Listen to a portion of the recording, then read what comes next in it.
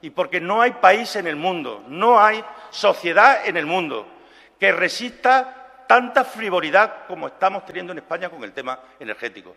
No se puede planificar central a central, no se puede decidir la política energética de un país solamente cada vez que hay que abrir o cerrar una central nuclear, porque nos estamos equivocando. Y queda muy bien, por cierto, queda muy bien, pero no es una solución. Si España no sabe dentro de 2 años qué energía vamos a tener dentro de 20, no vamos a poder luchar efectivamente contra el cambio climático. Y tenemos un problema, y usted lo sabe, señor Jaén, que la energía más barata es la más contaminante.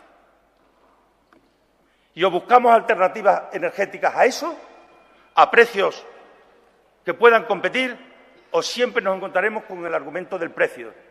Y llegará el día en que lo que ahora está ocurriendo ocurrirá con mucha más frecuencia.